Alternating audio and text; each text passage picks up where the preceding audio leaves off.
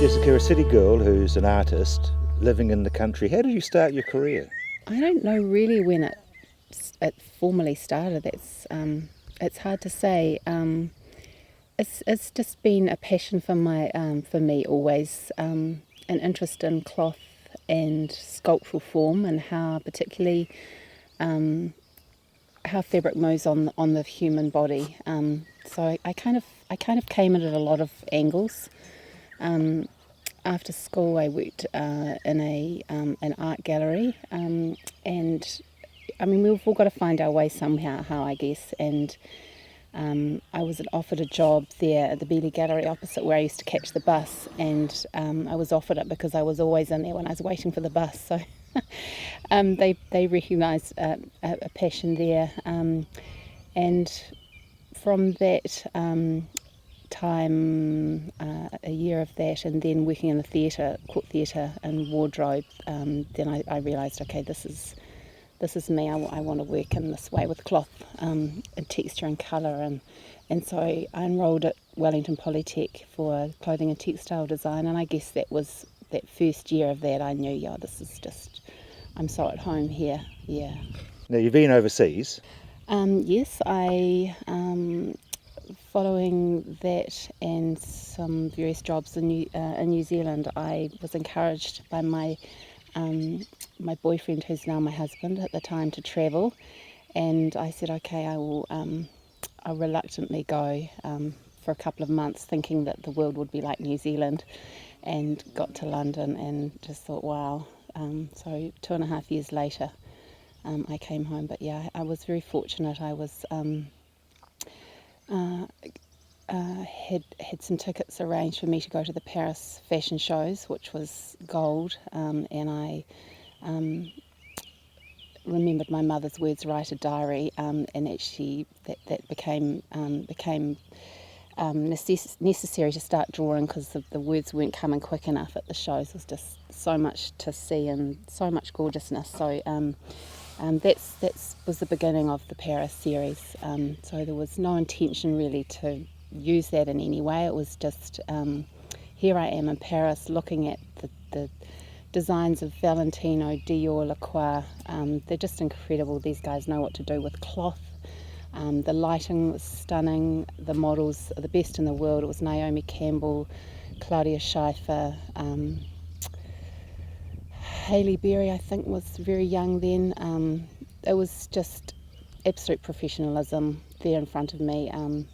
My friend Vicky Spearing, who came with me as an amateur professional photographer, when we arrived, and our seats were right at the back and at the top, and I said to her, Vicky, I just can't see, and she said, Jess, you know what you've got to do, you've got to just go down there beside the photographers, and just find yourself a spot. So we did, we nuzzled in there, and I put my paper on the catwalk, and there were the girls right in front of me. So you learnt to draw. Did you get taught, or did you just teach yourself? How did it all work out?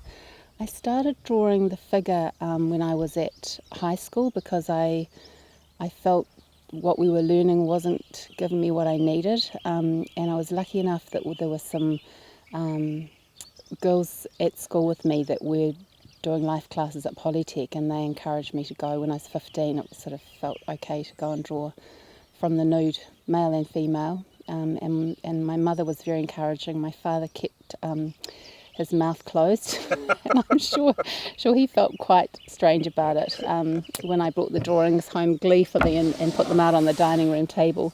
But he didn't make a fuss, and we did giggle a lot the first day we went and saw a fully naked, proud man standing there in front of us. We just quite didn't know what to do with ourselves. You're doing your drawing as a business. How do you integrate that with working and being on a high country farm? It works actually very well, because Stu manages the property for an American family, and the accounting and all of that side is done between Stu and accountants. So for a lot of my friends who live on farms, that job and responsibility falls on them, and GST every month.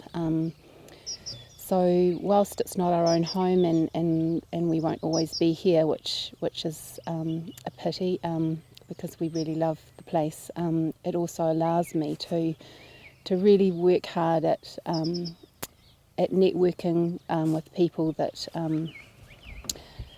doing the kind of things that I'd like to support as well. Now, you do commissions for people who, for example, have got a wedding dress they want to capture.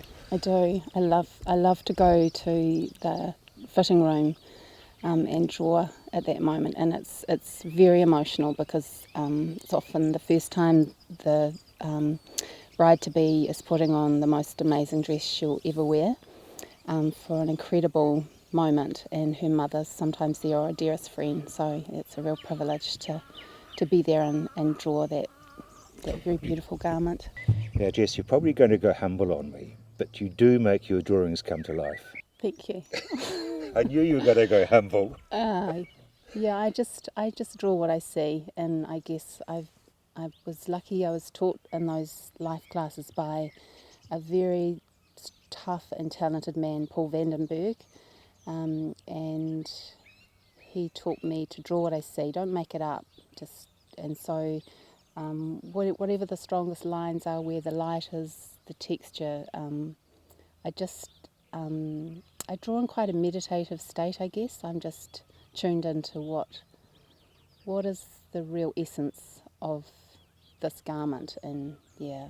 There's one particular sketch that you've done, and you've called it frothy, and you can actually see the movement.